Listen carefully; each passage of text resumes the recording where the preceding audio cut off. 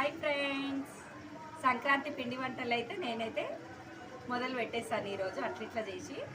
ఇంకా దానికైతే నేను ఇట్లాంటి గొట్టం కొనుక్కున్నా ఫ్రెండ్స్.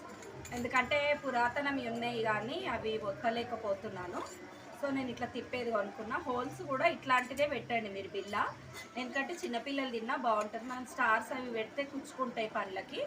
సో నేనైతే ఇప్పుడు కిలోన్నర పిండికి అయితే మీకు మెజర్మెంట్స్ అయితే చూపిస్తాను ఫ్రెండ్స్. దానికోసము అందాజుగా వేస్తాను నేను, ఉప్పు స్పూన్స్ వైజ్గా కాదు. ఇదిగో చూడండి, ఒక 2 స్పూన్స్ ఉంటాయి అనుకోండి ఇది. నెక్స్ట్ కొన్ని నువ్వులు వేసుకోవాలి. ఇదిగోండి ఇట్లా. ఇవి స్పూన్స్ అంటే నాకు తెలియదు ఫ్రెండ్స్, నేను అందాజుగా ఇట్లా చేతితోనే వేసుకుంటాను అనమాట. మనకి కారము ఇదిగోండి 1 పావు తక్కువ 2 అనమాట. ఓకేనా. ఇప్పుడు వాటర్ పోసుకుంటూ ఫస్ట్ ఇది పొడిపిండిలోనే కలిపేయాలి. ఉప్పు మొత్తం పొడిపిండిలోనే ఈ కారము, ఈ నువ్వులు ఇదంతా కలిపేసుకోవాలి ఫ్రెండ్స్. తర్వాత నీళ్లు పోసుకుంటూ కావాల్సినంత నీళ్లు పోసుకుంటూ కలపాలి. మనం ఫస్టే కారం వేయగానే నీళ్ళు పోస్తే ఈ కారం అంతా అక్కడక్కడ ముద్దలు ఉంటుంది అనమాట.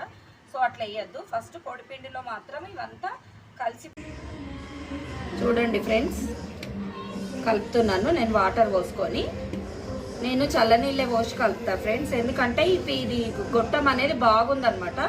అది మనం తిప్పినప్పుడు ఏమవుతుందంటే ఇట్లా లోపలంతా ప్రెస్ చేస్తుంది, పిండిని మంచిగా మెరుస్తుంది అనమాట. అట్లా తిప్పడం వల్ల క్రిస్పీగా చాలా కరకర అంటున్నాయి. సో నేనైతే చల్లనీళ్ళు పోసి తడుపుతున్నాను ఇప్పుడు.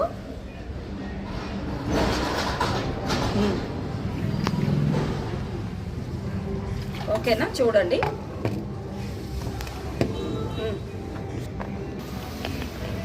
అంతే.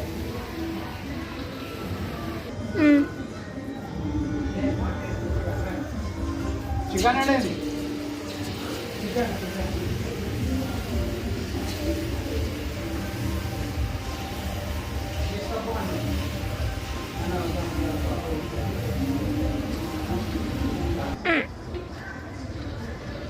కాలిపోయింది ఫ్రెండ్స్. చూడండి, ఇందులో నేను బియ్యం పట్టించినప్పుడు పెసరపప్పు వేసిన అనమాట, అందుకే ఇట్లా కలర్ వస్తుంది, బాగుంటుంది చూడండి. ఓకేనా ఫ్రెండ్స్. చూడండి ఫ్రెండ్స్, క్రిస్పీ మురుకులు అయితే రెడీ అయిపోయాయి. సో మీరు కూడా ట్రై చేసి ఎలా వచ్చినాయి కామెంట్ సెక్షన్లో అయితే చెప్పండి. నా ఛానల్ అయితే సబ్స్క్రైబ్ అయితే చేసుకోండి ఫ్రెండ్స్. బాయ్.